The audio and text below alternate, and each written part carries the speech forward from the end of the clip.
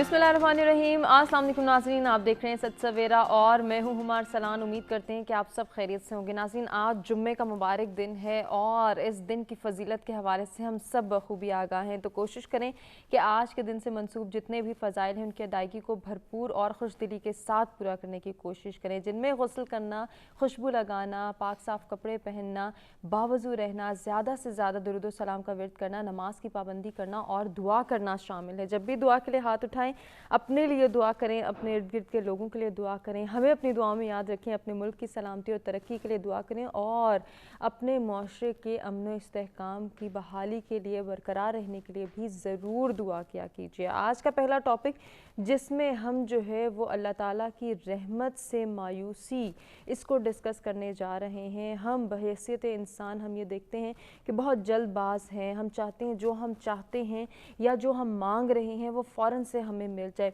हम ये नहीं देखते कि अल्लाह ताला की रहमतें कितनी हैं, कितना हमें शुक्र करना चाहिए। हमें अल्लाह ताला की रहमतों और नेमतों और बरकतों पर जो है वो शुक्र करना चाहिए, जो कि हम नहीं करते। तो आज के प्रोग्राम में हम इन डिटेल जानेंगे कि हम ऐसा क्यों नहीं करते और क्यों हम बहुत जल्द अल्लाह ताला की रहमत से मायूस हो जाते हैं। इसके दीनी नुकसानात क्या हैं वो जानेंगे और दुनियावी नुकसानात के हवाले से भी ज़रूर जानेंगे इन डिटेल आज के प्रोग्राम में। जबकि आज का जो हमारा दूसरा टॉपिक है उसके हवाले से भी आपको बताएं कि तकब्बुर को डिस्कस करेंगे हम। गरूर और तकब्बुर के जो नुकसानात हैं वो क्या हैं, माशरती सतह पर जो है हम ज़रूर इसको डिस्कस करेंगे। ये किस तरह से नेकियों की राह में रुकावट है, किस तरह से तरक्की में रुकावट है और एक इंसान के लिए किस तरह से नुकसान का सबब बनता है। जब एक इंसान तकब्बुर करता है, गरूर करता है, तो उसको क्या नुकसानात होते हैं। साइकोलॉजिकल पर्सपेक्टिव में भी ज़रूर जानेंगे कि साइकोलॉजिकली वो इंसान किस तरह से तन्हा रह जाता है, वो इनसिक्योर होता है, वो दूसरों को जो है वो लेट डाउन करने की कोशिश करता है। उसे लगता है जो वो है, जो उसके पास है, वैसा किसी के पास नहीं। ये बहुत सारी चीज़ें हैं जो आज के प्रोग्राम में हम इन डिटेल डिस्कस करने जा रहे हैं। लेकिन सबसे पहले हम बात करेंगे अल्लाह ताला की रहमत से मायूसी के हवाले से। क्यों एक इंसान जो है वो बहुत जल्दी नाउमीद हो जाता है, मायूसी इख्तियार कर लेता है, इसके क्या रीज़न्स हैं, तरबियत की कहाँ कमी है, अगर तरबियत का फुकदान है तो फिर हमने किस तरह से उसे गाइड करना है, वालिदैन किस तरह से अपने बच्चों को समझा सकते हैं कि जो रहमतें, जो बरकतें, जो नेमतें उन्हें अल्लाह ताला की जानिब से दी गई हैं, उनके बच्चों को दी गई हैं, उस पर उन्होंने शुक्र करना है। शुक्रगुजारी का क्या फ़वाइद हैं, इसको भी हम ज़रूर डिस्कस करेंगे इन दोनों टॉपिक्स के हवाले से। आप हमारे साथ कुछ शेयर करना चाहें, कुछ पूछना चाहें या फिर हमारे साथ जो हमारे एक्सपर्ट्स मौजूद होंगे उनसे कोई सजेशन लेना चाहें तो लाइव कॉल्स के ज़रिए आप भी पार्टिसिपेट कर सकते हैं। ओवरसीज़ पाकिस्तानी जो ये प्रोग्राम देख रहे हैं, पार्टिसिपेट करना चाहें तो नंबर्स आपकी स्क्रीन पर मौजूद है, नंबर मिलाएं और कॉल करें, पार्टिसिपेट करें। कोई सजेशन आपके माइंड में हो इन दोनों टॉपिक्स के हवाले से तो ज़रूर हमारे साथ शेयर करें। मेहमान जो हमारे साथ स्टूडियोज़ में मौजूद हैं उनका तारुफ कराएंगे, उनसे गुफ्तगू का आगाज़ करेंगे। लेकिन जी उससे पहले मौसम की सूरत हाल पर नज़र डाल देते हैं और देखते हैं कि आज का वेदर हमें क्या इंडिकेट कर रहा है।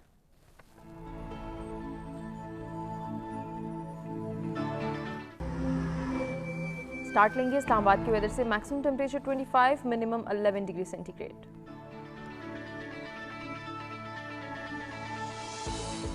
जी लाहौर की बात हो जाए, maximum temperature 23, minimum 11 degree centigrade.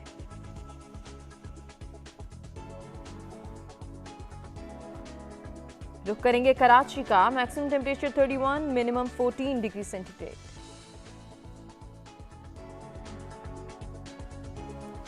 कुछ बात हो जाए पेशावर की, maximum temperature 26, minimum 11 degree centigrade.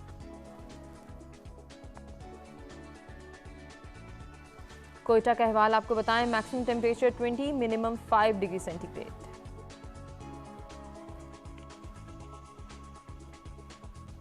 जी Gilgit Baltistan, maximum temperature 10, minimum 0 degree centigrade.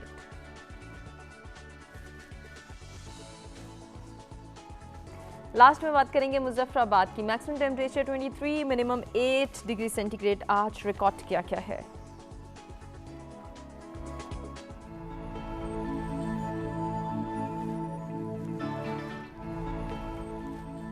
جی मौसम की सूरत हाल आपने जानी, टॉपिक्स के हवाले से भी हम आपको बता चुके हैं। जो मेहमान हमारे साथ स्टूडियोज़ में मौजूद हैं जल्दी से उनका तारुफ कराते हैं। सबसे पहले हमें ज्वाइन कर रहे हैं एजुकेशनिस्ट हैं professor doctor Syed own Sajid Naqvi साहब। आपको वेलकम करते हैं, खुशामदीद कहते हैं। अस्सलाम वालेकुम। अस्सलाम वालेकुम। वालेकुम अस्सलाम। डॉक्टर साहब आपके आने का बहुत शुक्रिया। आज के दूसरे मेहमान को आप सब जानते हैं, हमारे मुख्तलिफ प्रोग्राम्स में आते रहते हैं। इस्लामिक स्कॉलर हैं मुफ्ती इमरान हबीब ज़ियाई साहब। आपको भी खुशामदीद कहते हैं। अस्सलाम वालेकुम। वालेकुम सलाम। बहुत शुक्रिया मुफ्ती साहब आपकी तशरीफ़ आवरी का। तीसरे मेहमान का तारुफ कराते हैं, नात ख्वां हैं जी अब्बास अली अशरफ। वेलकम करते हैं। साथ ही अब्बास आपसे गुजारिश करेंगे कि आप हमदे सनाए रब्बे जलील पेश करके इस प्रोग्राम का बाकायदा आगाज़ करें। बिस्मिल्लाह कीजिए। अल्लाह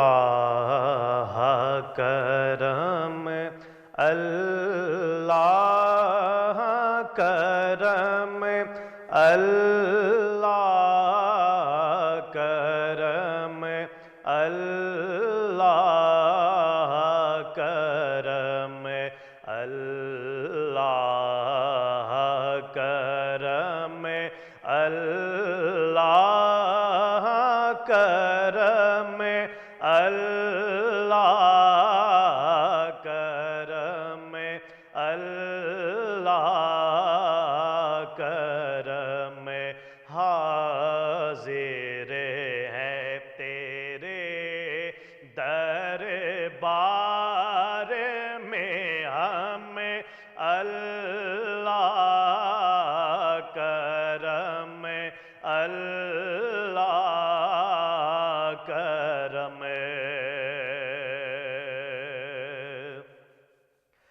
और जिन लोगों पे है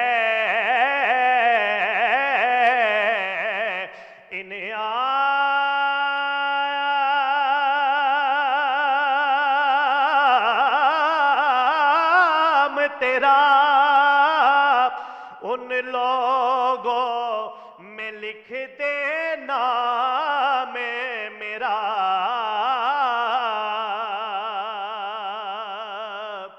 जिन लोगों पे है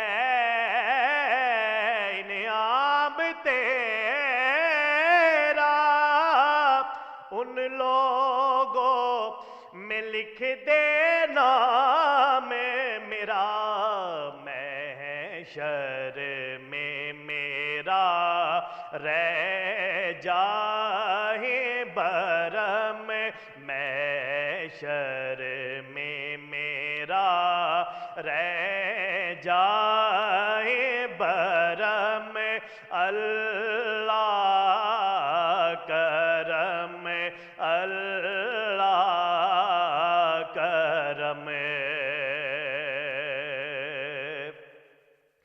और हर साल तलब फरमा मुझको, हर साल वो शहर दिखा मुझे को,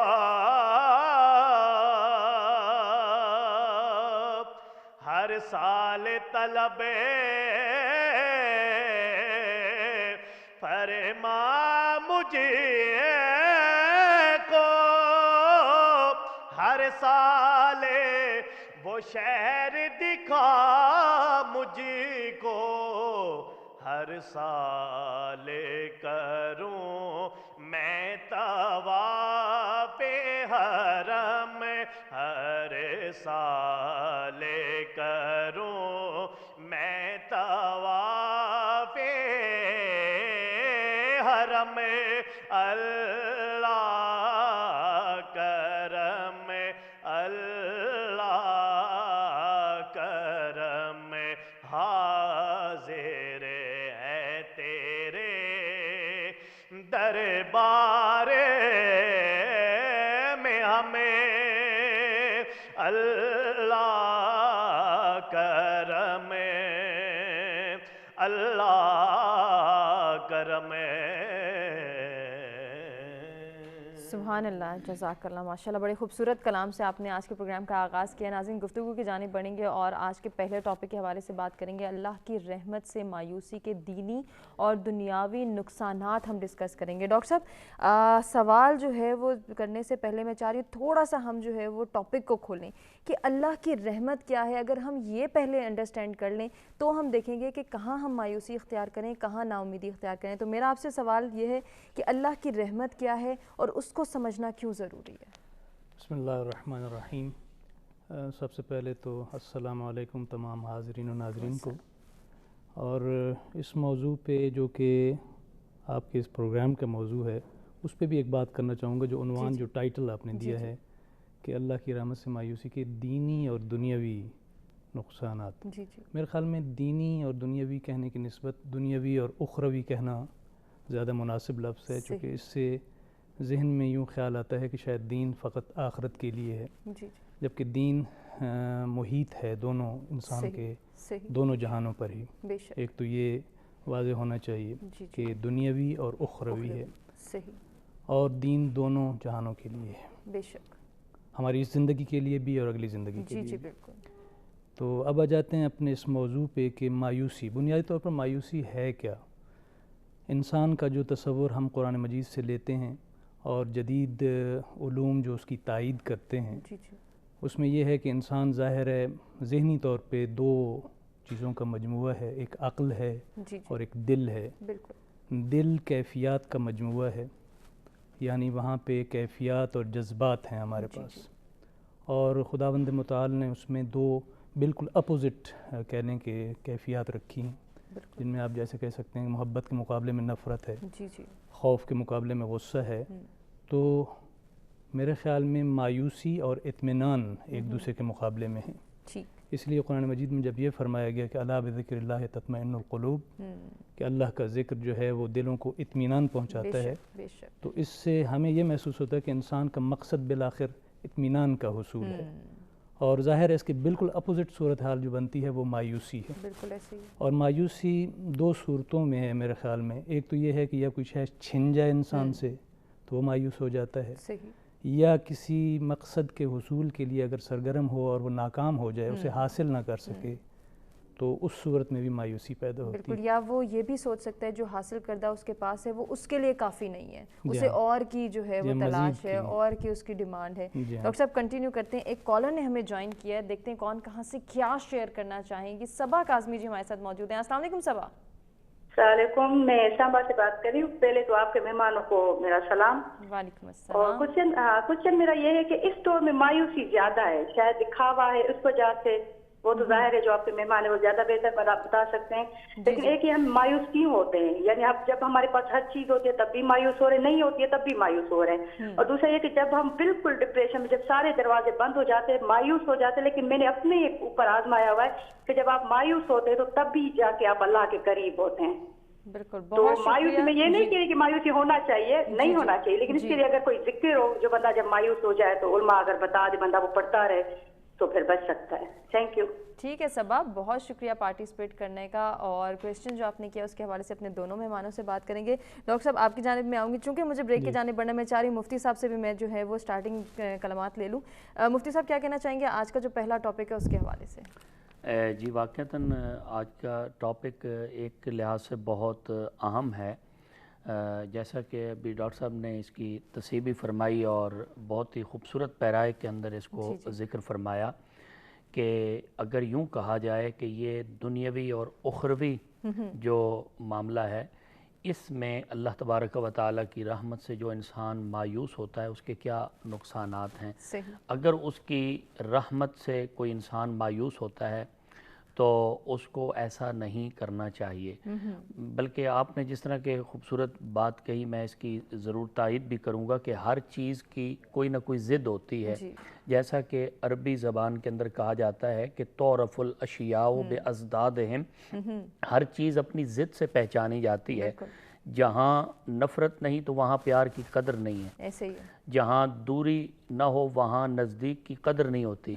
इसी तरह जहाँ कोई बुरा ना हो वहाँ अच्छे की भी पहचान नहीं की जा सकती। تو اگر مایوسی کا وجود پایا جاتا ہے تو ہمیں اللہ تبارک و تعالیٰ کی رحمت کی جو امید ہے، اطمینان ہے، اس کی بارگاہ میں چل کے جو انسان کو قرب میں لے جاتا ہے، تو اگر مایوسی پائی جاتی ہے تو تبھی تو ہمیں پتہ چلے گا کہ اللہ تبارک و تعالیٰ کی جو رحمت ہے وہ مل جائے تو اس کا کتنا بڑا انعام ہوتا ہے۔ تو آگے چل کے اس حوالے سے عرض کریں گے۔ بہرحال عرض کرنے کا مقصد یہ ہے کہ اللہ تبارک و تعالیٰ کی جو رحمت ہے بہت وسیع ہے۔ بے شک بے شک، اللہ تبارک و تعالیٰ نے خود فرمایا ان رحمتی وسعت کل شیء۔ بے شک۔ مفتی صاحب کنٹینیو کریں گے، مجھے ایک بریک کی جانب بڑھنا ہے۔ ناظرین بریک سے واپس آتے ہیں، گفتگو کے سلسلے کو آگے بڑھاتے ہیں۔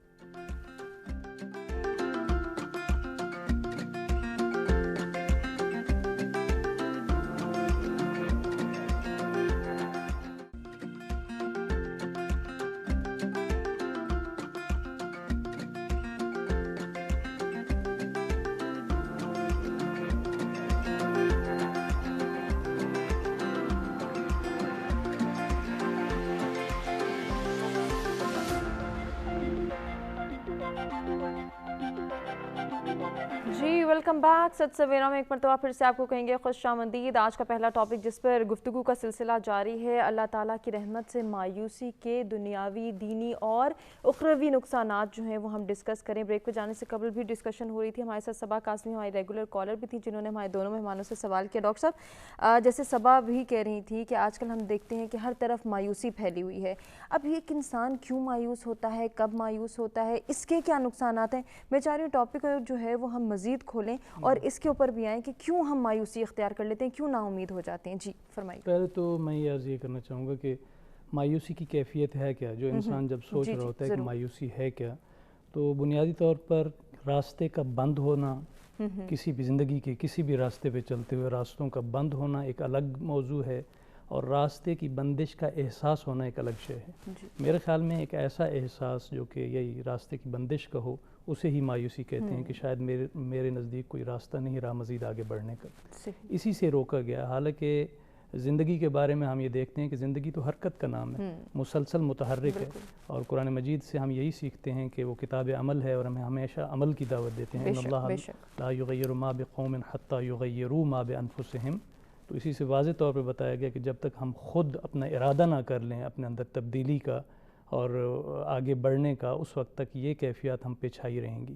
مایوسی کو حتیٰ کہ کفر کی حد تک اسی لیے کہا گیا کہ اللہ کی رحمت سے مایوسی کفر ہے۔ تو اللہ کی رحمت سے کیا مراد ہے؟ میں یہ سمجھتا ہوں کہ اللہ کی رحمت اللہ کا راستہ ہی ہے، کہ الذین جاہدوا فینا لنہدینہم سبلنا، جو اس کی راہ میں کوشش کرتے ہیں ان کے لیے خداوند متعال راستہ کھولتا چلے جاتے ہیں۔ تو ہمیں یہ یقین رکھنا ہوگا کہ ایک ایسی قوت، ایک ایسی ہستی ہے اس کائنات پہ حاکم جو رحیم و کریم ہے اور انسانوں کے لیے راستے کھولتی چلی جاتی ہے۔ حرکت کرنا ہمارا فریضہ ہے اور اس پر یقین رکھتے ہوئے ہم آگے بڑھیں۔ کس طرح بڑھ سکتے ہیں ڈاکٹر صاحب، اس پر مزید گفتگو کریں گے۔ ہمارے ساتھ ہمارے ریگولر کالر ذکی حسین ذکی صاحب بھکر سے موجود ہیں۔ السلام علیکم ذکی صاحب۔ سب سے پہلے تو جو میں ٹی وی سچ کا شکر گزار ہوں جی، کیونکہ ہمیں کسی نہ کسی موضوع پہ ہمیں عوام کو شریک کیا جاتا ہے، میں آپ کی شکریہ ادا کرتا ہوں اس بارے میں۔ اچھا، دوسری بات یہ ہے جی، مایوسی گناہ ہے جی، کلیئر کٹ ہے، مایوسی گناہ ہے جی۔ امید پہ دنیا قائم ہے جی، آپ امید رکھتے جائیں، مایوسی دور ہوتی جائے گی ایسا ایسا، اللہ تعالیٰ مہربانی کرتا ہے۔ مایوسی اسی لیے گناہ ہے جی، آپ مایوس جتنے بھی ہوں گے آپ کے مسائل حل نہیں ہوں گے، آپ کا ذہن پہ برڈن ہوگا، آپ کوئی کام نہیں کر سکیں گے، وہ مایوسی میں رہیں گے، بھئی یہ کام ہو جائے گا جو بیٹھ جائیں گے آپ۔ مایوسی گناہ ہے، اسی لیے اس کو سٹرگل کرنا چاہیے، امید رکھنی چاہیے۔ کہیں نہ کہیں مایوسی جو ہے نا جی، یہ انسان کو بہت بڑا نقصان بھی دے سکتی ہے، کیونکہ وہ کسی کام کا نہیں رہتا، وہ اسی آس میں لگا رہتا ہے شاید ہو یار یہ نہ۔ یہ سٹرگل کرنی چاہیے جی، مایوس نہیں ہونا چاہیے، کیونکہ یہ اللہ تعالیٰ کا نظام ہے۔ اللہ تعالیٰ کہتا ہے آپ صبر کریں اور صبر والوں کے میں ساتھ ہوں۔ مایوسی جو ہے نا یہ انسان کو کھا جاتی ہے، اسی لیے مایوس نہیں ہونا چاہیے، خواہشات محدود ہونے چاہیے، اور کوئی کام ٹھیک ہے وہ نہیں ہو رہا تو وہ دیر سے ہو جائے گا، نہیں ہو رہا تو وہ اللہ تعالیٰ کی اس میں حکمت ہوتی ہے. حالانکہ ہمیں نظر آ رہا ہوتا ہے ہمیں نقصان ہو رہا ہے, ہمیں مایوسی ہو رہی ہے, یہ کام نہیں ہو رہا ہے, ہمارا نقصان ہو گیا ہے, فلاں ہو گیا ہے, لیکن اس میں ایک حکمت ہوتی ہے اللہ تعالیٰ کی. وہ انسان کو کچھ تو اس کو نصیحت دے رہا ہوتا ہے. نقصان جب ہوتا ہے بھائی اچھائی ہوگی تو برائی کا پتہ چلے گا, کوئی میرے ساتھ برائی کرتا ہے تو مجھے اچھائی کا پتہ چلے گا. صحیح, بہت شکریہ ذکی حسین ذکی صاحب پارٹیسپیٹ کرنے کا, اور ٹاپک کو بھی آپ نے اپریشیٹ کیا اور ساتھ ہی پارٹیسپیٹ بھی کیا. مفتی صاحب, اب جیسے ذکی صاحب بھی کہہ رہے تھے کہ مایوسی گناہ ہے اور امید پہ دنیا قائم ہے, یہ باتیں ہم سوچتے ہیں, سمجھتے ہیں, مانتے بھی ہیں کسی حد تک, لیکن جس وقت ہمیں لگ رہا ہوتا ہے کہ ہمیں کسی چیز کی بہت ضرورت ہے, ہم اس کے لیے دعا مانگ رہے ہیں, بہت ایفرٹ کر رہے ہیں, لیکن وہ ہمیں نہیں مل رہی, تب ہم مایوس ہو جاتے ہیں, پھر یہ ساری باتیں جو ہیں وہ ہم بھول جاتے ہیں. ایسا کیوں ہوتا ہے؟ اصل میں ہما عرض یہ ہے کہ انسان جب کسی چیز کی طلب میں لگتا ہے تو یا کسی چیز کی طرف بڑھتا ہے کہ میں اسے پا لوں, جی جی, یا کسی اپنی منزل کو تلاش کرنے کے لیے اس کی طرف بڑھتا ہے, تو اس کے دل میں ایک امید کی کرن ہوتی ہے. جی, اور اگر اس امید کی کرن کے ساتھ ساتھ اگر تیقن کی دولت پائی جائے, یعنی کہ یہ جس طرح ڈاکٹر صاحب فرما رہے تھے کہ بھئی انسان کے ذہن میں کوئی ذات ایسی ہے صحیح, کہ جو سارا نظام ہستی چلا رہی ہے. اگر مجھے علم ہے کہ اسلام آباد سے فلاں جگہ سے فلاں چیز مل جائے گی, تو مجھے یقین ہے میں تبھی تو آگے بڑھوں گا. صحیح, اگر مجھے یقین ہی نہیں ہے تو میں اس طرف جاؤں گا تو میرے دل میں ایک عجیب سی پتہ نہیں ملے گی نہیں ملے گی. یعنی یقین کی جو پختگی ہے نا, اس کا ہونا انسان کے دل میں بہت ضروری ہے. صحیح, اگر میں اور آپ اگر اللہ تبارک و تعالیٰ کی رحمت سے پر امید ہیں, اگر ہمیں یقین ہے اس کی رحمت پر, تو ہمیں مایوس نہیں ہونا چاہیے, بلکہ ہمیں اس کو کنٹینیو رکھنا چاہیے, یعنی اپنے آپ کو اس کی بارگاہ میں ہمیشہ چکائے رکھنا چاہیے, بالکل, اس کی بارگاہ سے طلب کرتے رہنا چاہیے. اگر کوئی چیز ہمیں مل جاتی ہے تو ہم اس پر پھر شکر بھی ادا کرنا چاہیے. صحیح, نبی کریم رؤوف الرحیم صلی اللہ علیہ وسلم آپ مسجد میں تشریف فرما ہیں تو اچانک عصر کی نماز کے بعد ایک دیوار پہ ایک پرندہ آ بیٹھا. بعض نے لکھا کہ وہ چڑیا تھی, بعض نے لکھا کہ ایک اور پرندہ تھا. تو نبی کریم صلی اللہ علیہ وسلم اس کو دیکھ کر مسکرائے, یہاں تک مسکرائے کہ آپ کے دندان مبارک بھی ظاہر ہونا شروع ہو گئے. تو صحابہ کرام نے عرض کی یا رسول اللہ آخر آپ مسکرا کیوں رہے ہیں؟ فرمایا میں اس لیے مسکرا رہا ہوں کہ یہ کچھ پرندہ کہہ رہا ہے. آپ تو پرندوں کی بولیاں بھی جانتے ہیں, حیوانات کی بولیاں بھی جانتے ہیں. میرے آقا نے فرمایا یہ جو پرندہ ہے نا, اس کی چونچ میں رائی کے برابر مٹی کا ایک ذرہ موجود ہے. وہ مٹی کا ذرہ لے کے تو وہاں سے کہہ رہا ہے کہ یہ جو میری چونچ میں مٹی کا ذرہ ہے نا, یہ بہت تھوڑا ہے, یہ بہت تھوڑا ہے. اب میں اس مٹی کے ذرے سے جو بحر کلثوم ہے, میں اس کو رنگین نہیں کر سکتا, یا اس کو اس کا رنگ تبدیل نہیں کر سکتا. صحیح, یعنی مٹی اگر پانی میں ڈالی جائے تو تھوڑا سا رنگ تبدیل ہو جاتا ہے. وہ کہہ رہا ہے کہ میرے پاس تھوڑی سی مٹی ہے, ذرہ ہے, تو میں ایک بہت بڑے سمندر کو کیسے رنگین کر سکتا ہوں.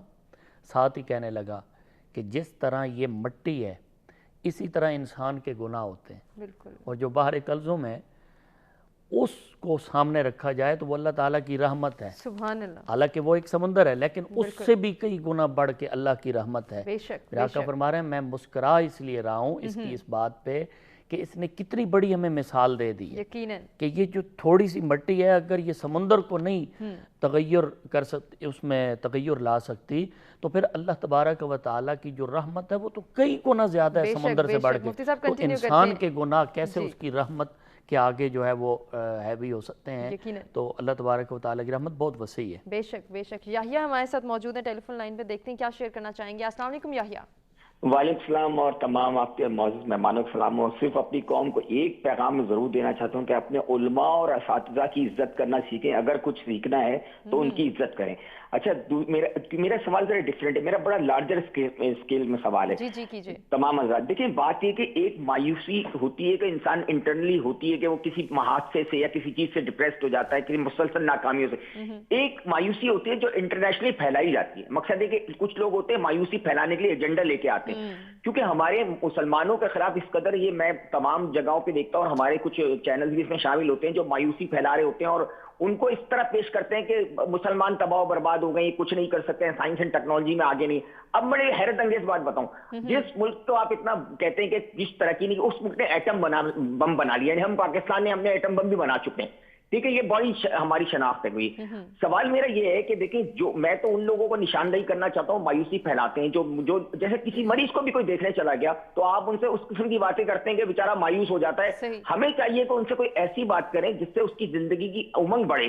اب یہی میرا سوال ہے کہ آپ ان لوگوں کو کیا میسج دیں گے اور ہم کیسے سمجھیں گے یہ آدمی آپ کو صرف مایوس کرنے کے لیے آیا ہے. یہ میرا کوشچن ہے. تھینک یو سو مچ. ٹھیک ہے, بہت شکریہ یحییٰ پارٹیسپیٹ کرنے کا, اور آپ نے بڑا اچھا پوائنٹ ریز کیا ہے. اس کے حوالے سے جانیں گے ہمارے دونوں مہمانوں کے پاس کیا سجیشنز ہیں, وہ کیا سجیسٹ کرتے ہیں کہ جو لوگ مایوسی پھیلاتے ہیں ان کو کیسے روکا جائے, اور یہ انڈرسٹینڈنگ کیسے ڈیولپ کی جائے کہ یہ سامنے والا انسان جو ہے وہ مجھے مایوسی میں مبتلا کر رہا ہے, اس کو میں نے روکنا ہے, کیسے روکنا ہے, اس پر ان ڈیٹیل گفتگو کریں گے. ایک بریک کی جانب ناظرین ہمیں بڑھنا ہے, بریک سے واپس آتے ہیں, کنٹینیو کرتے ہیں.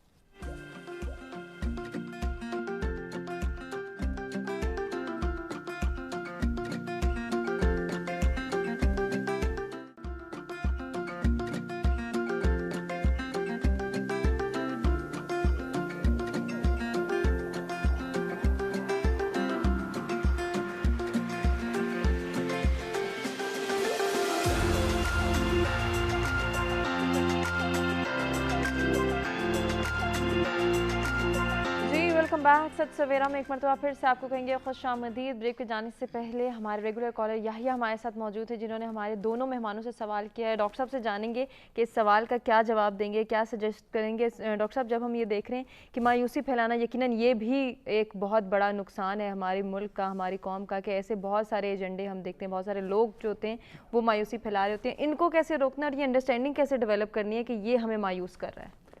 جی بالکل, انہوں نے بڑے ایک امپورٹنٹ نقطے کی طرف اشارہ کیا, اور بڑا ان کا شکریہ کہ واقعی جو منفی قوتیں ہیں دنیا میں وہ اپنے مفادات کے حصول کے لیے, جیسے کہ ایک عام قاعدہ ہے کہ ڈیوائڈ اینڈ رول, تو وہ ڈویژن کے لیے منفی سوچ کو پروان چڑھاتے ہیں ہمیشہ.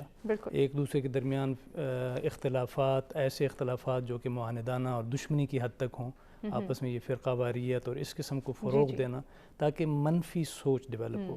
میں تو یہ کہتا ہوں کہ ہم ایک منفی موضوع پر بھی مثبت نگاہ بھی ڈال سکتے ہیں اس انداز میں کہ جیسے کہ مولا علی علیہ السلام کا یہ قول کہ میں نے اپنے ارادوں کے ٹوٹنے سے خدا کو پہچانا, تو یہ ارادوں کا ٹوٹنا اصل میں مایوسی ہے کہ انسان جب کسی ایسے عمل کی طرف سرگرم ہے اور اسے راستہ بند ملے اور اس کا ارادہ شکستہ ہو جائے, ٹوٹ جائے, لیکن یہیں پہ کہا گیا کہ اس کے ٹوٹنے سے بھی پہچانو اس کو, اس ذات کو کہ جو تمہارے علاوہ بھی موجود ہے, اسے محسوس ہو کہ میرے علاوہ ایک ہستی ہے جو اس کائنات کو چلا رہی ہے. یعنی کہتے ہیں کہ انسان خلیفۃ اللہ ہے, یعنی انسان کے اندر وہ الہی صفات موجود ہیں, تخلیقی صفات موجود ہیں, جو ارادہ ہے. سب سے بڑی چیز ارادہ ہے جو کہ تخلیقی قوت ہے, لیکن جب اس کا وہ ارادہ ٹوٹتا ہے تو اسے محسوس ہوتا ہے کہ اس کائنات میں ایک اور ہستی ہے جو اس کو چلا رہی ہے اور اس کو مایوس نہیں ہونے دیتے. یعنی ہم نے مایوسی کو بھی پرکھنے میں بھی اس میں سے ایک اطمینان اور ایک امید پیدا کرنی ہے. تو منفی قوتوں کا تو کام ہی یہی ہے کہ انہوں نے مایوسی پھیلانی ہے تاکہ ان کے مفادات کا حصول ہو. صحیح بالکل. ان کو ہم نے روکنا کیسے ہے؟ مفتی صاحب آپ کیا کہنا چاہیں گے, کیسے ان قوتوں کو روک سکتے ہیں؟ ان کے آگے جو ہے وہ ہم دیوار کی طرح کھڑے ہو سکتے ہیں کہ اب ان کا کوئی کام نہیں ہے, ہم تو مضبوط ہیں, ہمارے جو ہے وہ مایوسی نہیں ہو سکتی, یا ہم مضبوط ہو کے ہی سب کچھ کریں گے, آگے چلیں گے اور ترقی کریں گے. جی بالکل. عرض یہ ہے کہ انسان اگر دیکھیں نا, اس پہ ذرا تفکر کرے, غور کرے, تو ایسی جو قوتیں ہیں ان کی ایک خاص ان کا ایک مشن ہوتا ہے کہ ان کو یہ پھیلانا ہے بس. صحیح. تو مایوسی جو ویسے بھی گناہ ہے اور اس طرح کی جو بات پھیلاتا ہے, میں سمجھتا ہوں کہ اس کا ایمان سے اور قرآن سے شاید کوئی تعلق جو ہے نا وہ نہیں.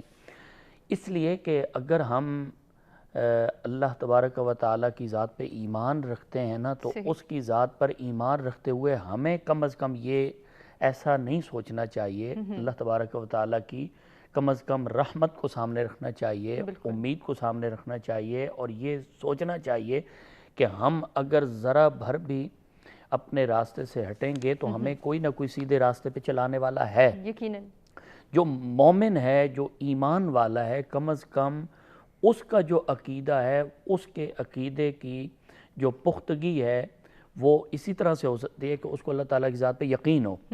اب میں یہاں پہ کچھ احادیث اور مرویات میں ہم نے پڑھا ہے کہ انسان جب اللہ تبارک و تعالیٰ کی ذات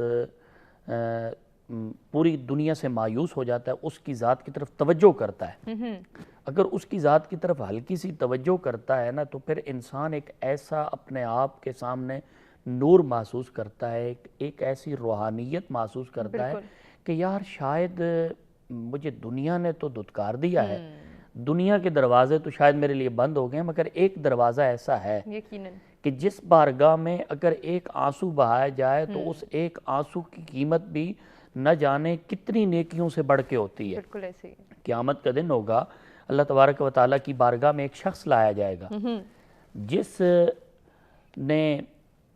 کے اوپر جہنم گناہوں کی وجہ سے واجب ہو چکی ہوگی۔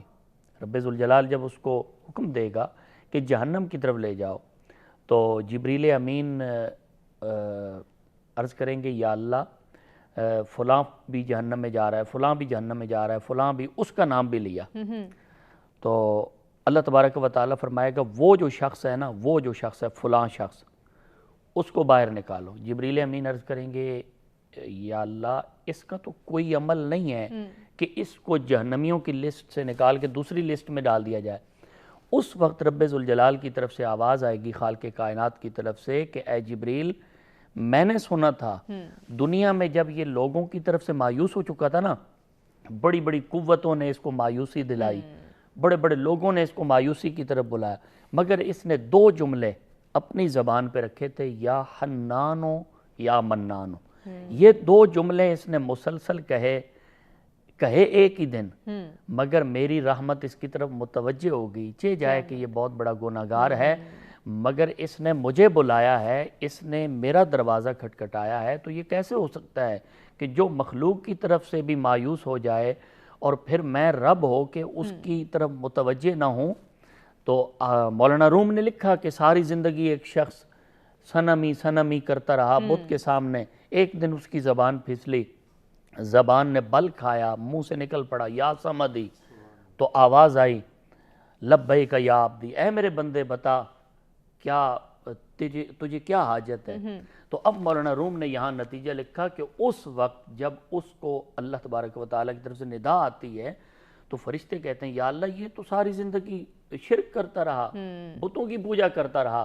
آواز قدرت آتی ہے کہ یہ کیسے ہو سکتا ہے کہ اگر اس کی زبان بل کھا کے اس نے اگر انجانے میں ہی بلا لیا۔ اب عرض یہ ہے کہ اس کی طرف متوجہ ہو کر تو دیکھیں، مایوسی دور ہو جائے گی، بالکل ساری کائنات کی ساری رکاوٹیں دور ہو جائیں گی۔ ڈاکٹر صاحب فرما رہے تھے نا کہ کوئی راستہ بند ہو جائے، انسان کو یقین ہو جائے کہ اب میں دنیاوی سہاروں میں اب میں آگے نہیں بڑھ سکوں گا، راستے تو بند ہو چکے ہیں، مگر یاد رکھیں ایک راستہ ایسا ہے جس بارگاہ میں آپ جبین جھکا کے دیکھیں، اپنی جبین نیاز جھکائیں گے رب آپ کو بلند کر دے گا۔ جو انسان اس بارگاہ میں جھک جاتا ہے اپنے آپ کو مٹا دیتا ہے۔ وہ کہا تھا نا مولانا روم نے کہ رحمت حق بہا نمی جوید، رحمت حق بہا نمی جوید، اللہ کی رحمت قیمت نہیں مانگتی۔ اللہ کی رحمت تو انسان کی جو ایک دل کی دھڑکن ہے، اللہ تعالیٰ یہ چاہتا ہے کہ وہ کوئی کسی طریقے سے کسی بہانے سے وہ اس کی دل کی دھڑکن میری طرف واپس آ جائے۔ جب انسان کی دل کی جو توجہ ہے اس کی بارگاہ کی طرف ہو جاتی ہے تو مالک کی طرف سے آسانیاں آ جاتی ہیں، مایوسیاں دور ہو جاتی ہیں۔ تو آج یہ جو ہمارا پچھلا 2020 سن گزرا ہے، میں سمجھتا ہوں کہ بڑے بڑے لوگ، بڑے بڑے عبادت گزار، بڑے بڑے لوگ جب ہر طرف سے مایوسیاں پھیلائی جا رہی تھیں تو چند ایک لوگ ایسے تھے ہمیں اس وقت بھی دیکھنے کو ملے جن کی زبان پہ، جن کے لبوں پہ یہی تھا کہ یار مایوسی گناہ ہے، مایوسی گناہ ہے، مایوسی کی طرف نہ بڑھنا، بلکہ آؤ اللہ کے گھر کی طرف آؤ، اللہ کی طرف آؤ، اللہ کی بارگاہ میں آؤ۔ ساری دنیا آپ کو مایوس کر سکتی ہے، مگر وہ دروازہ ایسا ہے کہ ساری رات ساری دنیا کی جو بادشاہتیں ہیں ان کے دروازے بند ہو جاتے ہیں، مگر ایک خالق ہے، وہ ایسا بادشاہ ہے کہ رات کو بادشاہوں کے دروازے بند ہو جانے کے بعد اس کا دروازہ کھلا رہتا ہے، اس کی بارگاہ کی طرف جو توجہ کرتا ہے پھر مایوسی دور ہو جاتی ہے۔ تو اس لیے جو عالمی سازشیں کی جاتی ہیں قوتیں، ان کا تو کام ہی یہی ہے۔ تو بہرحال ہمیں جو ہے وہ اپنے رب کی ذات پہ یقین کرنا چاہیے، ہم مومن ہیں تو اس کی ذات کی طرف ہمیں توجہ کرنی چاہیے۔ اگر ہمارا یقین اس پہ ہوگا تو یقیناً ہمیں کامیابیاں نصیب ہو سکیں گی۔ بے شک اسی گفتگو کے سلسلے کو آگے بڑھائیں گے۔ ناظرین ہمیں ایک بریک کی جانب بڑھنا ہے، لیکن بریک پہ جانے سے قبل ہم عباس علی اشرف سے گزارش کریں گے کہ وہ بارگاہ رسالت مآب صلی اللہ علیہ وآلہ وسلم میں ہدیہ عنایت پیش کریں۔ دلوں سے غم مٹاتا ہے محمد، نام ایسا ہے، دلوں سے غم مٹاتا ہے محمد، نام ایسا ہے، نگر اجڑے نگر اجڑے نگر اجڑے بساتا ہے محمد، نام ایسا ہے۔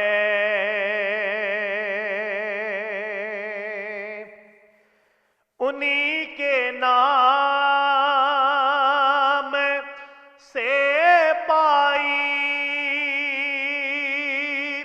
فقیروں نے شہنشاہی،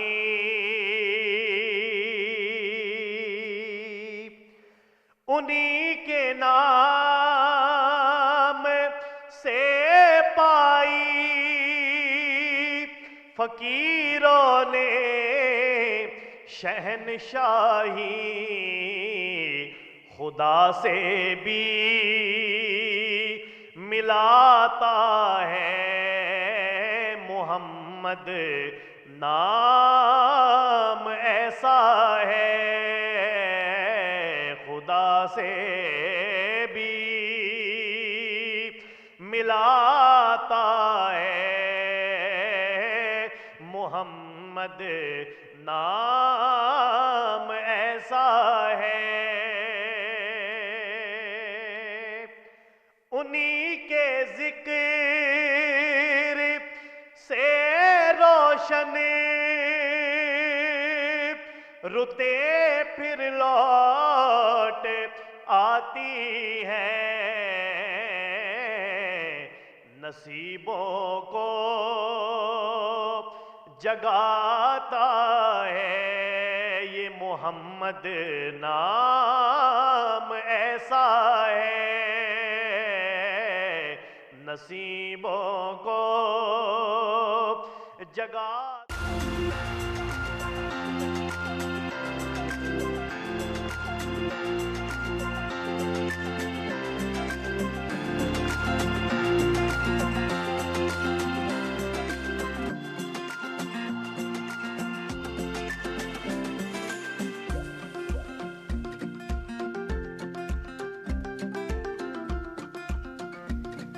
جی ویلکم بیک۔ ست سویرا میں ایک مرتبہ پھر سے آپ کو کہیں گے خوش آمدید۔ گفتگو ہو رہی تھی آج کے پہلے ٹاپک کے حوالے سے، جس میں ہم نے ڈسکشن کی کہ کس طرح سے ہمیں جو ہے وہ مایوسی سے دور ہٹنا ہے، اور اللہ تعالیٰ کی رحمت کی مایوسی کے ہم نے دنیاوی اور اخروی نقصانات بھی جانے۔ اب ہم بڑھنے جا رہے ہیں آج کے دوسرے ٹاپک کی جانب، جس میں تکبر کے حوالے سے بات ہوگی۔ تکبر کیا ہے اور تکبر کس طرح سے نیکیوں کی راہ میں رکاوٹ بن کے سامنے آتا ہے۔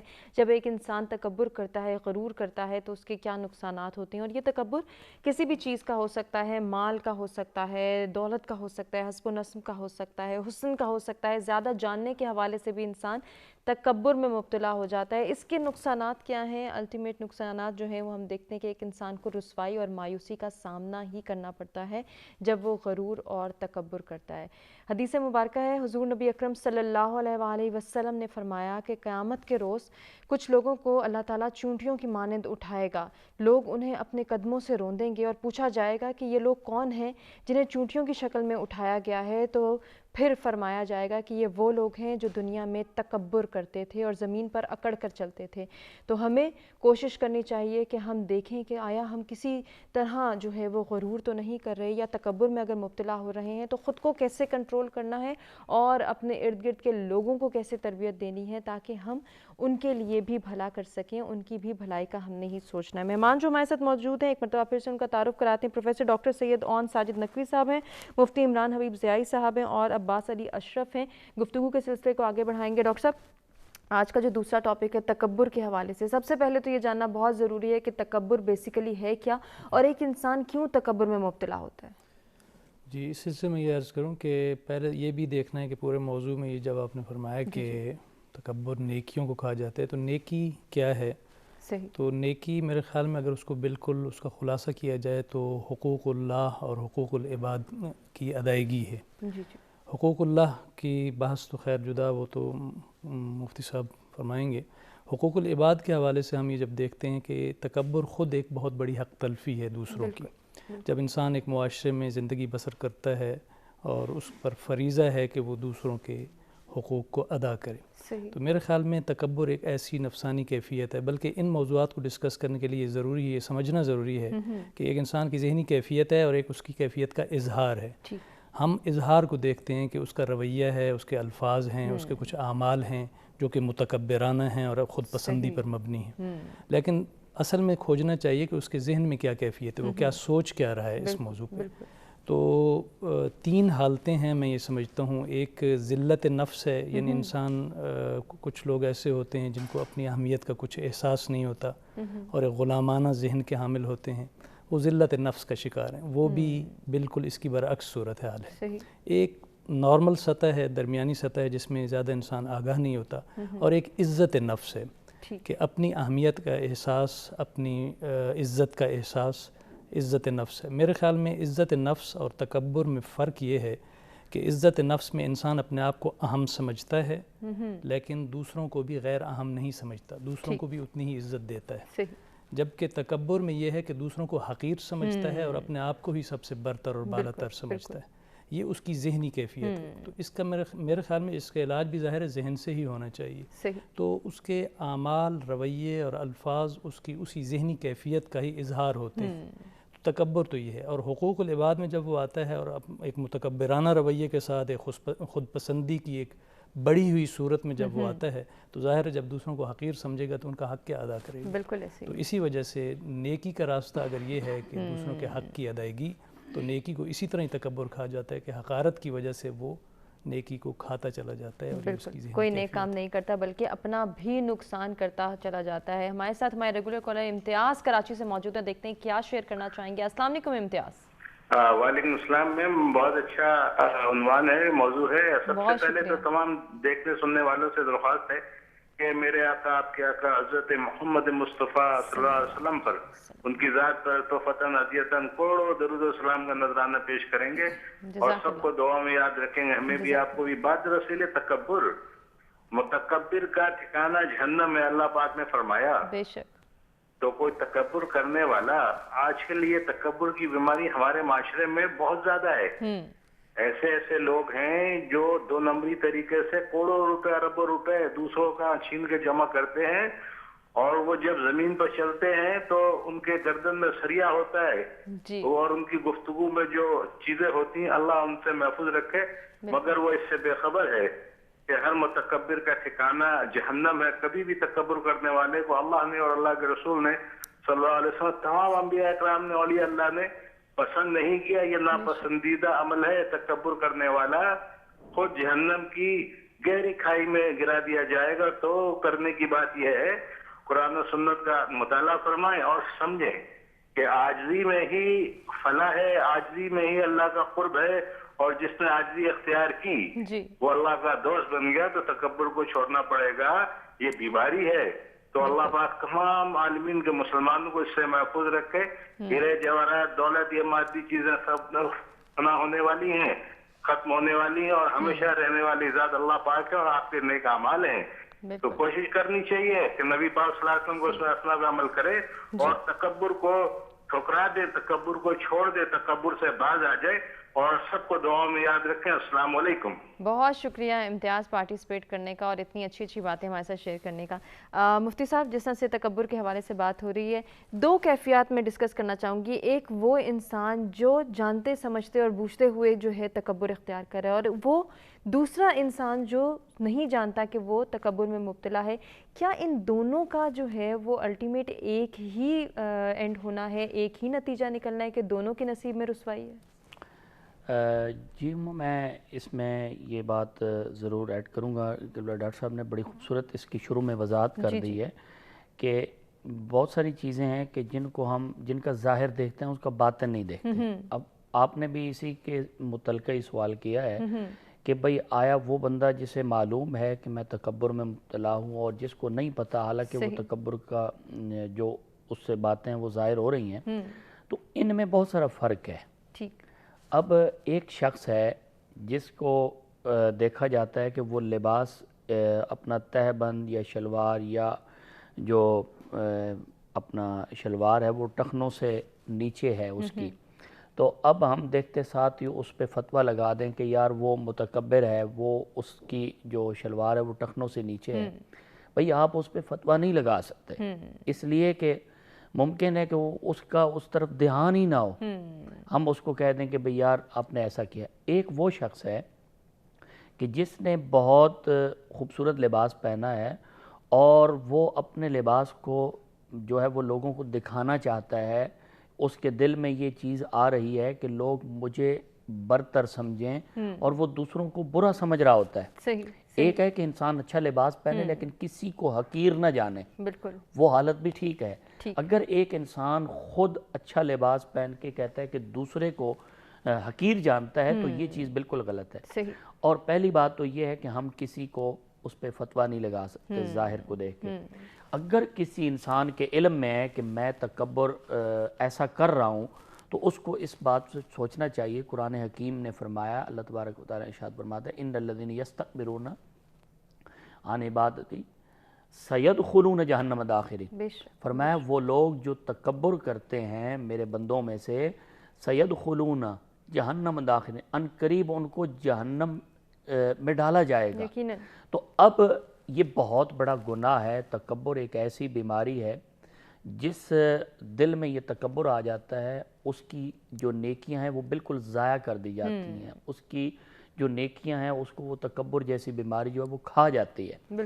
اب جیسا کہ آپ نے بھی اس حدیث پاک کی طرف اشارہ کیا کہ قیامت کے دن چونٹیوں کی طرح اٹھائے جائیں گے، اور یہ بھی آتا ہے کہ حدیث پاک میں کہ جب قیامت کا دن ہوگا تو ایسے جو متکبر لوگ ہوں گے چونٹیوں کی طرح چل رہے ہوں گے، اور دوسرے لوگ ان کو روند رہے ہوں گے۔ اور پھر یہاں تک کہا گیا ہے کہ احادیث طیبہ میں آتا ہے کہ جو تکبر کرنے والا ہوتا ہے اس کا کوئی عمل جو نیک کر رہا ہوتا ہے وہ قابل قبول نہیں ہوتا جب تک کہ وہ توبہ اور استغفار کر کے حقیقی معنوں میں عاجزی اختیار نہ کر لے۔ اب یہاں دو چیزیں ہیں کہ جو انسان انجانے میں ایسی غلطی کرتا ہے تو اس کو بھی توبہ کرنی چاہیے، جو جان بوجھ کے کرتا ہے اس کو بھی توبہ کرنی چاہیے۔ مگر ایک انسان ہے جسے پتہ ہی نہیں ہے، پتہ ہی نہیں ہے کہ میں ایسا عمل کر رہا ہوں، تو اس کے بارے میں ہم فتویٰ نہیں لگا سکتے کہ آیا اس پہ متکبر ہونے کا یہ فتویٰ لگے گا یا نہیں لگے گا۔ مفتی صاحب اس کی رہنمائی کی جا سکتی ہے، اسے بالکل روکا جا سکتا ہے؟ رہنمائی کی جا سکتی ہے، جیسا کہ حضور کی بارگاہ اقدس ہے اور ایک شخص آیا، اس نے بڑی خوبصورت قمیض پہنی ہوئی تھی، اور وہ قمیض یا جبہ اتنا لمبا تھا کہ وہ زمین پہ لٹک رہا تھا اور پاؤں کے نیچے آ رہا تھا۔ نبی کریم رؤوف رحیم صلی اللہ علیہ وسلم نے اس کی نشاندہی فرمایا کہ ایسا مت کرو، ایسا کرنے والا متکبرین میں لکھ دیا جاتا ہے۔ اور پھر ایک اور شخص نے نیا لباس سلوایا، اس نے پہنا تو وہ اکڑ اکڑ کے چل رہا تھا، تو صحابہ کرام نے ان کو منع کیا، اور پھر حضور علیہ السلام کی بارگاہ میں اس چیز کو پیش کیا کہ فلاں شخص نے نیا لباس پہنا ہے مگر وہ عاجز نہیں نظر آ رہا، آج اسے لگ رہا ہے کہ جیسے اس نے اچھا لباس پہنا تو شاید ہمیں وہ حقیر سمجھ رہا ہے۔ اب اس کی نیت کو معلوم نہیں کیا گیا بلکہ اس کو کہا گیا، اس کی رہنمائی کی گئی کہ ایسا اچھا لباس ضرور پہنو مگر اکڑ کے چلنے سے منع کیا گیا ہے، اس لیے کہ آپ جس زمین پہ اکڑ کے چل رہے ہیں کل آپ نے اسی کے اندر جانا ہے۔ زمین بھی آپ کو پکار کے کہتی ہے کہ میرے اوپر اکڑ کے مت چلو۔ اب اللہ کے نبی حضرت سلیمان علیہ السلام، آپ کا تخت ہوا پہ بلند ہوتا ہے، پہلے بھی آپ کے اس پروگرام میں میں نے شاید اس روایت کو ذکر کیا تھا، ایک موقع پر تکبر کا ہی پروگرام تھا، تو آپ کا جب تخت آسمان کی طرف بڑھتا ہے، آسمان کے بالکل اتنا قریب تھا کہ وہاں پہ فرشتوں کی آواز آسانی سے سنائی دی جا سکتی تھی، تو اس وقت کئی ہزار لوگ تھے، کئی ہزار جنات تھے، کئی ہزار جو ہے وہ چرند پرند تھے، آپ کے تخت پہ پورے سارے موجود تھے۔ تو جب وہ تخت بلندی سے زمین کی طرف آیا تو ہاتف غیب سے آواز آئی کہ اے سلیمان علیہ السلام ذرا اپنے ساتھیوں کو ذرا اس بات سے آگاہ کر دیں کہ کسی کے ذہن میں یہ بات نہ آئے کہ آج ہم اتنے بلند چلے گئے تھے کہ فرشتوں کی آواز بھی آسانی سے سنائی دیتی تھی۔ یاد رکھیں جو رب بلندی پہ لے جا سکتا ہے، اگر کوئی بندہ اپنے دل میں غرور کرے گا کہ فلاں بلند نہیں ہوا میں بلند ہو گیا ہوں، تو اب میں رب جس طرح بلندی پہ لے جا سکتا ہوں اسی طرح زمین میں بھی لے جا سکتا ہوں۔ اس لیے ہر انسان جو جس شعبے سے تعلق رکھتا ہے، میں سمجھتا ہوں جس شعبے سے اس کا تعلق ہے، وہ اپنے شعبے میں اگر مہارت رکھتا ہے تو کسی دوسرے کو حقیر نہ جانے۔ اگر کسی میں کمی دیکھتا ہے، کوتاہی دیکھتا ہے تو اس کی اچھے کی طرف رہنمائی کرے، نہ کہ وہ اپنے دل میں ایسی بری سوچ سوچے یا کسی کو حقیر جانے یا کسی کو اپنے سے نیچا سمجھے۔ اس چیز سے منع کیا گیا ہے اور اللہ تبارک و تعالیٰ اس چیز سے ناراض ہوتا ہے، اور یہ کبیرہ گناہ ہے، اور کبیرہ گناہ استغفار اور توبہ کے علاوہ معاف نہیں ہوتا۔ صغیرہ گناہ تو معاف ہو جاتے ہیں اچھے اعمال کرنے سے، نیکی کرنے سے، لیکن جو کبیرہ گناہ ہوتا ہے وہ بالکل معاف نہیں ہوتا۔ اس لیے آج کا جو ٹاپک ہے وہ بہت اہم ہے کہ اس چیز کو ہم سمجھیں کہ جو تکبر ہے اگر وہ کریں گے تو وہ نیکی کے راستے میں رکاوٹ بن جائے گا۔ اس لیے آپ ایسا نہ کریں کہ نیکیاں کمائیں اور ادھر تکبر اگر کسی کے اندر معاذ اللہ ہے تو وہ نیکیاں ضائع کر رہا ہے۔ اس لیے کوشش کریں کہ نیکیوں کو جمع کرنے کی کوشش کی جائے، نیکیوں کو ضائع بالکل۔ یہ کوشش کیسے کر سکتے ہیں اس کے حوالے سے بات کریں گے، ہمیں ایک بریک کی جانب بڑھنا ہے۔ بریک کو جانے سے قبل عباس علی اشرف سے گزارش کہ وہ ہدیہ نعت پیش کریں، بسم اللہ کیجیے۔ ہاں کرم کے جھنڈے لگے ہوئے ہیں، نبی کا صدقہ علی کا صدقہ، کرم کے جھنڈے لگے ہوئے ہیں، نبی کا صدقہ علی کا صدقہ، ہمارے کاسے بھرے ہوئے ہیں، ہمارے کاسے بھرے ہوئے ہیں، نبی کا صدقہ علی کا صدقہ، اور ہمارے دامن میں کچھ نہ ہوتا خدا کی رحمت اگر نہ ہوتی،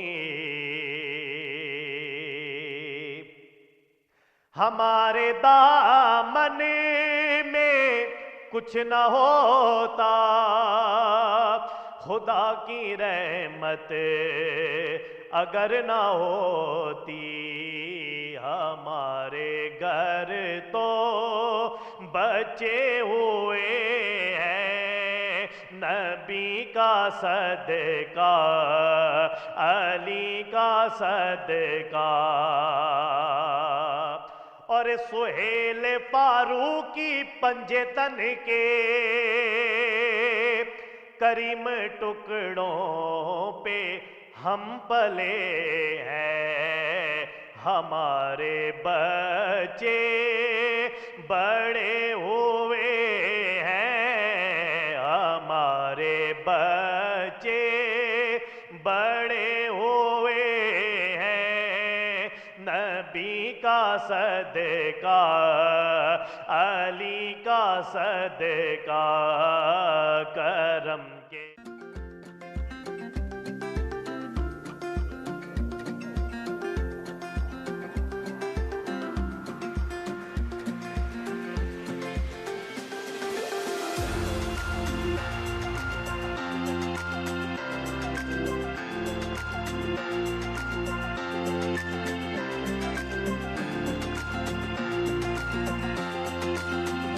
جی ویلکم بیک، ست سویرا میں ایک مرتبہ پھر سے آپ کو کہیں گے خوش آمدید۔ ہم گفتگو کر رہے ہیں تکبر کے حوالے سے۔ تکبر نیکیوں کی راہ میں رکاوٹ ہے اور اس کے کیا نقصانات ہیں وہ ہم جان رہے ہیں۔ اسی سلسلے کو آگے بڑھائیں گے ڈاکٹر صاحب، جیسے کہ تکبر کے حوالے سے بات ہو رہی تھی، تو آج کل ہم دیکھتے ہیں کہ ہمارے مزاج بھی تکبرانہ ہو گئے ہیں۔ ایک چھوٹا بچہ بھی ہم دیکھتے ہیں کہ آ کے میں، میرا اور میرے لیے ڈیمانڈ کرتا ہے۔ اسی طرح اگر سوسائٹی کے پرسپیکٹو میں بات کریں تو ہر طرف ہمیں ایگوئسٹک بیہیویئرز نظر آتے ہیں۔ یہ ہم کس طرف جا رہے ہیں اور کتنا ضروری ہے کہ ہم سمجھیں کہ ہم تکبرانہ سوچ لے کے آگے جا رہے ہیں؟ جی، اس سلسلے میں عرض کروں کہ جیسے کہ مفتی صاحب نے فرمایا اور زور بھی دیا اس بات پہ کہ ایک ظاہر کا تکبر ہے اور ایک باطن کا تکبر۔ تو اصل چیز تو باطن کا تکبر ہے، کیونکہ ہم باطن سے ہی چیزیں باہر آتی ہیں اور اپنے رویوں اور الفاظ و اعمال کی صورت میں ظہور پذیر ہوتی ہیں۔ اسی میں کئی لوگ ایسے بھی ہوتے ہیں کہ ممکن ہے کہ ان کا ظاہری رویہ بڑا عاجزانہ اور وہ بڑے منکسر المزاج نظر آ رہے ہوں، لیکن ان کے اندر کہیں نہ کہیں تکبر موجود ہوتا ہے۔ منافقت اسی چیز کا ہی نام ہے تقریباً کہہ لیں کہ اندر سے وہ شخص متکبر ہوتا ہے اور دوسروں کو حقیر سمجھ رہا ہے اور بظاہر اپنا رویہ اپنے مفادات کے لیے ایک بڑا انکساری کا پیش کر رہا ہے۔ دوسری طرف یہ ہے کہ کچھ لوگ ایسے بھی ہیں، برعکس بھی ہیں، کہ شاید ممکن ہے کہ ان کا مزاج ایسا ہے کہ کم گو ہیں، زیادہ بات نہیں کرتے تو لوگ سمجھتے ہیں کہ یہ بڑے متکبر ہیں۔ تو اس کا مطلب ہے ظاہر اور باطن کا فرق ہے۔ اصل شے باطن میں ہے۔ باطن میں اگر آپ کے اندر خود پسندی اس قدر زیادہ ہے، بلکہ میں یہ کہوں گا کہ تکبر ایک اپنے کامل ہونے کا ایک احساس ہے کہ میں ایک کامل ہوں، اور جو شخص اپنے آپ کو کامل سمجھ لے گویا وہ جامد ہو گیا، رک گیا۔ اس کے اندر ہر قسم کی طلب جو ہے، چاہے وہ شعور کی طلب ہے، چاہے وہ کردار کی طلب ہے، اچھائیوں کی طلب ہے، وہ ختم ہو جاتی ہے اور رک جاتا ہے، وہ ایک جامد ہو جاتا ہے۔ اور ایک جامد شے کی مثال ایسے پتھر کی طرح ہی ہے، اور پتھر کسی کو ظاہر ہے چوٹ ہی پہنچائے گا۔ تو تکبر داخلی طور پہ ہمیں یہ دیکھنا چاہیے کہ اب فرض کریں کہ بچے کی تربیت کی بات ہے تو اسے ہمیں یہ سکھانا ہے کہ تمہارے اندر احساس نقص یعنی اپنی کمی کا احساس اس حد تک ہو کہ تم احساس کمتری میں مبتلا نہ ہو، لیکن اگر احساس برتری میں چلے گئے تو وہ خود پسندی ہوگی۔ لیکن انفارچونیٹلی ڈاکٹر صاحب ہم یہ دیکھ رہے ہیں کہ آج کل کے والدین بھی اپنے بچوں کو یہی کہتے دکھائی دیتے ہیں کہ تم یونیک ہو، تم سپیریئر ہو، تمہارے سے آگے کوئی نہیں ہے، میرا بیٹا سب سے پیارا ہے، سب سے اچھا ہے۔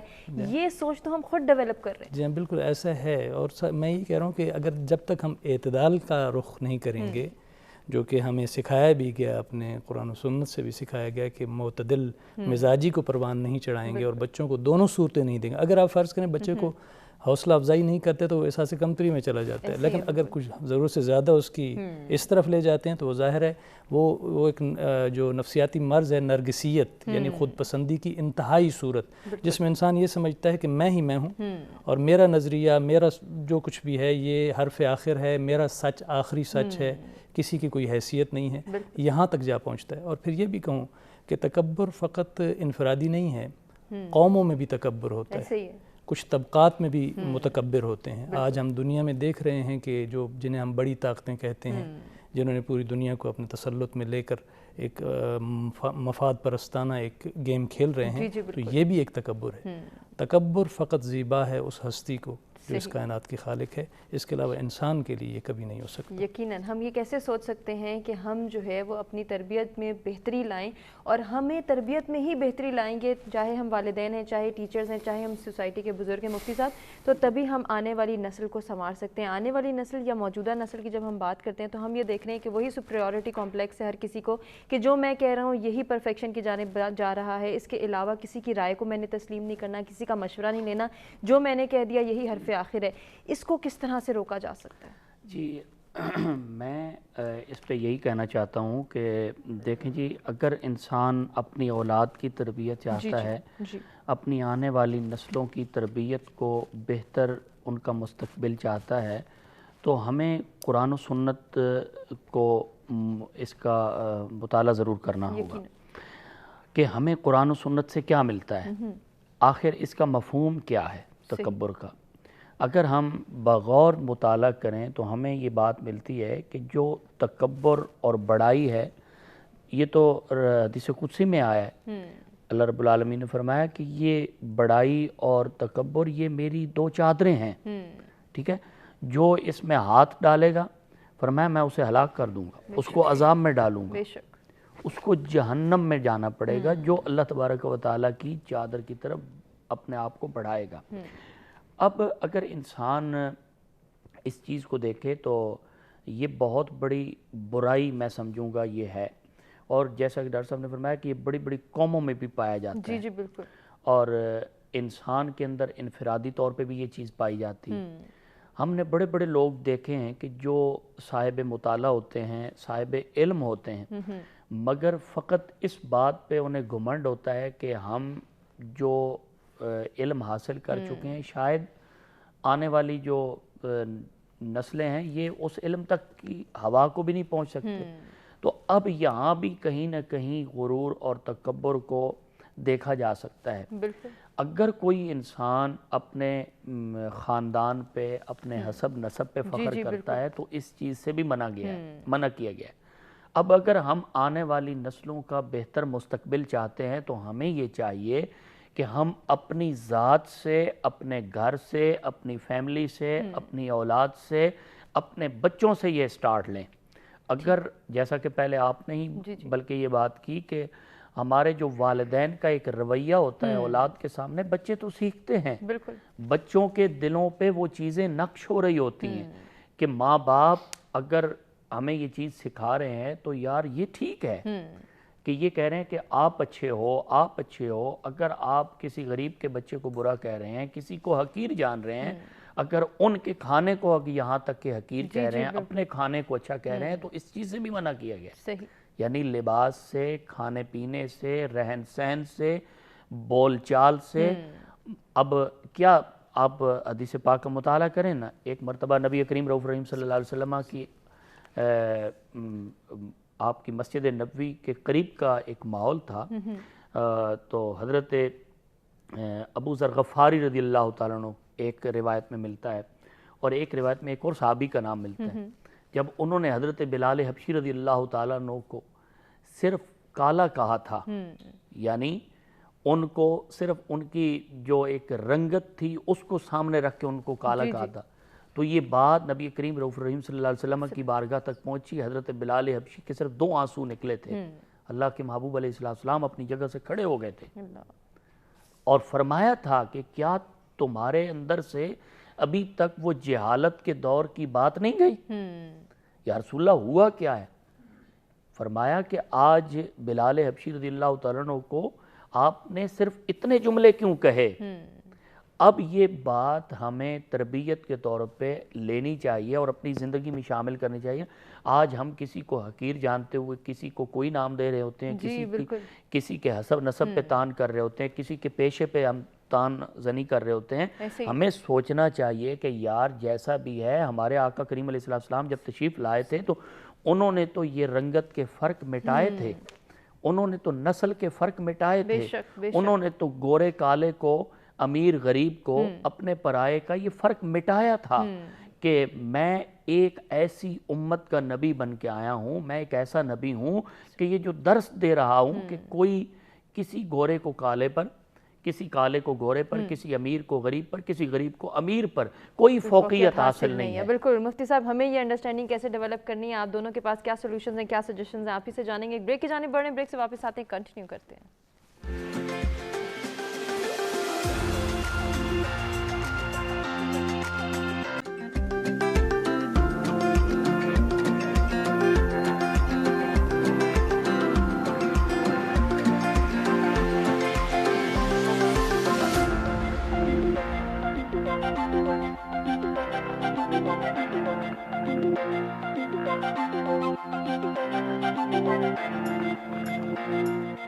जी वेलकम बैक। सत सवेरा में एक मरतबा फिर से आपको कहेंगे खुश आमदीद। और आज के प्रोग्राम का ये लास्ट सेशन है जिसमें हमेशा की तरह कुछ सॉल्यूशंस और सजेशंस को डिस्कस किया जाएगा आज के दोनों टॉपिक्स के हवाले से। डॉक्टर साहब, आपसे मेरी गुजारिश है, जब हम पहले टॉपिक को देखते हैं जिसमें अल्लाह की रहमत से मायूसी को हमने देखा और जाना कि इसके क्या नुकसानात थे, और फिर मायूस हो गई, उसके बाद हमने उसके नुकसानात भी जान लिया। तकब्बुर जैसे जो हमारे एक ऐसी जिसे कहा जाए कि बुराई है, ऐसी नेगेटिविटी है जो कि हमारे माशरे में फैली हुई है और इसको ख़राब कर रही है, इस बुराई को जड़ से उखाड़ना है, इसके लिए भी क्या सॉल्यूशंस हैं, क्या सजेशंस हैं? और मायूस नहीं होना, उसके लिए भी क्या सॉल्यूशंस हैं, आगाह कीजिएगा। तो मैं समझता हूँ कि ज़ाहिर है दोनों जो आपके मौज़ूआत हैं उनका बड़ा आपस में गहरा ताल्लुक़ है, यकीनन। और ये भी एक हकीकत है कि जो मुतकब्बिर है वो कहने से अपना तकब्बुर तो नहीं छोड़ेगा, जबकि वो दूसरों को जब समझ ही हकीर रहा है तो वो कहने से तो नहीं हो सकता। बिल्कुल ऐसे ही।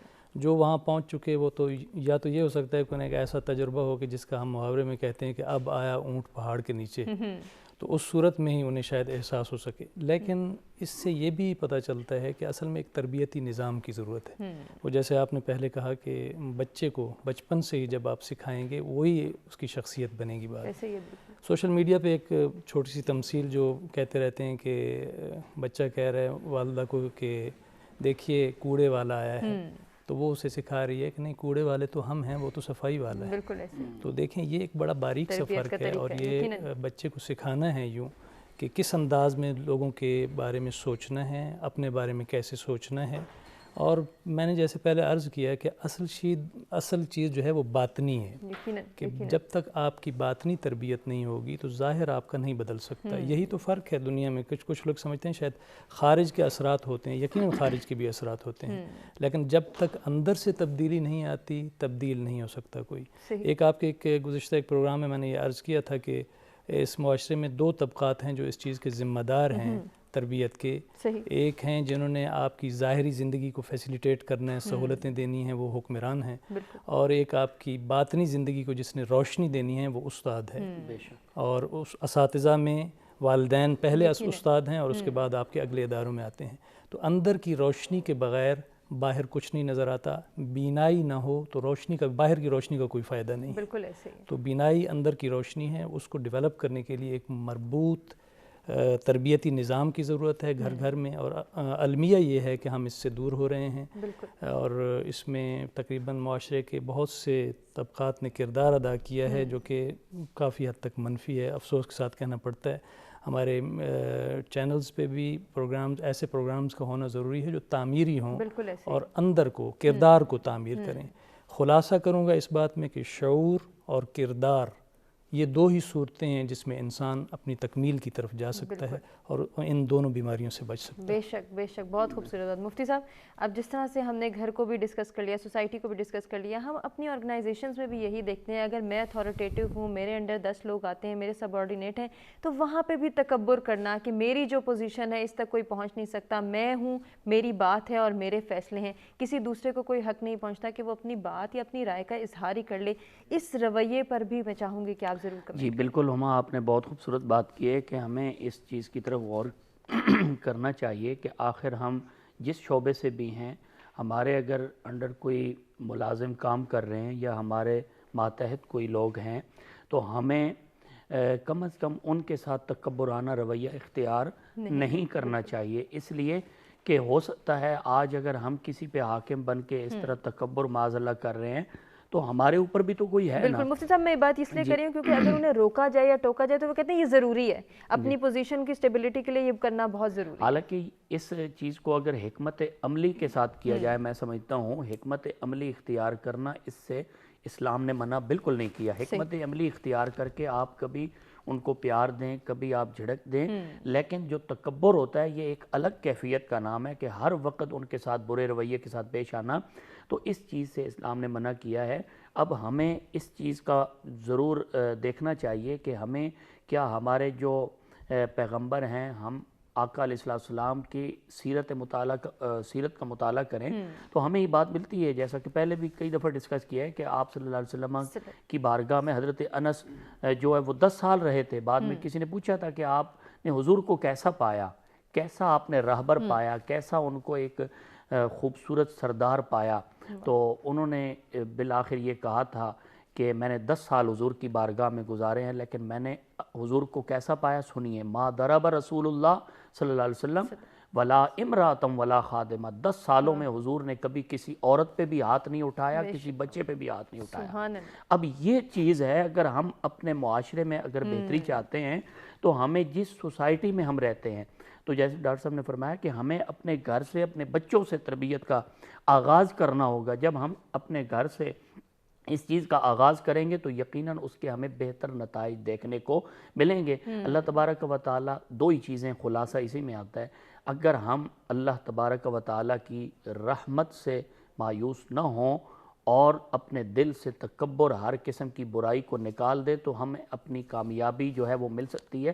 قرآن نے بھی حکم دیا، لا تقنطوا من رحمت اللہ، اللہ کی رحمت سے نا امید مت ہوں، ان اللہ یغفر الذنوب جميعا، بے شک اللہ تعالیٰ انسان کے تمام گناہوں کو معاف فرما دیتا ہے، انہ هو الغفور الرحیم، وہ بخشنے والا ہے، رحم فرمانے والا ہے۔ اور پھر دوسری طرف منع کیا گیا کہ تکبر نہ کیجئے، جو تکبر کرتا ہے وہ جہنم کا ایندھن بن جاتا ہے، اور جو عاجزی اختیار کرتا ہے پھر مالک اسے روحانی طور پہ بڑی منزلیں عطا فرماتا ہے۔ بالکل، انسان ابلیس کی مثال اگر ہم دیکھ لیں تو کتنی بڑی رسوائی کا سامنا کرنا پڑا صرف ایک یہ تکبر کرنے پہ۔ میں چاہوں گی تھوڑا سا آپ اس کو بھی انڈورس کریں۔ جی بالکل، دیکھیں شیطان نے صرف اتنا ہی تکبر کیا تھا نا کہ میں جو ہے وہ افضل ہوں، اور یہ مٹی سے بنائے گئے ہیں، تو اللہ تبارک و تعالیٰ نے اس کو اپنی بارگاہ سے دھتکار دیا تھا۔ اب اگر اسی چیز کو ہم دیکھیں کہ اس کی بارگاہ میں جو جو احکامات ہمیں جاری ہوئے ہیں، ہم ان کے احکامات کی حکم عدولی کریں گے تو یقیناً ہم دوسری طرف جا رہے ہیں۔ کس طرف؟ جس طرف شیطان گیا تھا۔ اگر ہمیں پروردگار نے اچھے احکامات عطا فرمائے ہیں قرآن مجید کی صورت میں، ہمیں ان احکامات کو سٹڈی کر کے اس پہ عمل پیرا ہونا پڑے گا۔ اگر ہم دوسری طرف جائیں گے تو شیطانی راستے پہ جائیں گے، ہمیں شیطانی راستے پہ نہیں، ہمیں رحمانی راستے پہ چلنا۔ بالکل ایسے ہی جیسے ڈاکٹر صاحب نے اپنا بڑا مختصر سا پیغام دیا، مفتی صاحب آپ سے بھی گزارش کہ آپ بھی پیغام دے دیجیے۔ جی پیغام ہمارا یہی ہے، ہماری جو ایک نئی آنے والی نسل ہے ان کے اندر ہمیں ایک سوچ پیدا کرنی ہوگی کہ ہمیں کس طرح تکبر سے بچا جا سکتا ہے، اور کس طرح ہمیں جو ہے وہ مایوسی سے جو ہے وہ ان کو بچایا جا سکتا ہے۔ اس لیے کہ ہماری جو ینگ نسل ہے، آنے والے لوگ ہیں، وہ ان کے ذہن میں ایک ہی بات بیٹھی ہوتی ہے، یار ہم دعا تو مانگتے ہیں قبول نہیں ہوتی، ہم اپنی منزل کی طرف بڑھتے ہیں لیکن ہم مایوس ہو جاتے ہیں۔ ان کے لیے میں یہ ضروری پیغام دینا چاہوں گا کہ آئیں، اپنے اہل علم کے پاس بیٹھیں، اپنے اساتذہ کے پاس بیٹھیں۔ اگر آپ اپنے اساتذہ کے پاس آئیں گے تو وہ آپ کی رہنمائی کریں گے، تو آپ اپنی زندگی کو بہتر بنا سکتے ہیں۔ کیا بات ہے، بہت خوبصورت پیغام، آپ دونوں کا شکریہ ادا کرنا چاہیں گے، بہت کچھ سیکھنے کا موقع ملا۔ امید کرتے ہیں ناظرین آپ کو بھی ہمارا آج کا پروگرام پسند آیا ہوگا۔ پروگرام سے اجازت چاہیں گے اور جاتے جاتے عباس علی اشرف آپ کا بھی شکریہ ادا کریں گے اور آپ سے گزارش اختتامی کلام پیش کریں۔ ہاں سب نظارے حضور آپ کے ہیں، ہاں سب نظارے حضور آپ کے ہیں، سب نظارے حضور آپ کے ہیں، یہ چاند تارے حضور آپ کے ہیں، سب نظارے حضور آپ کے ہیں۔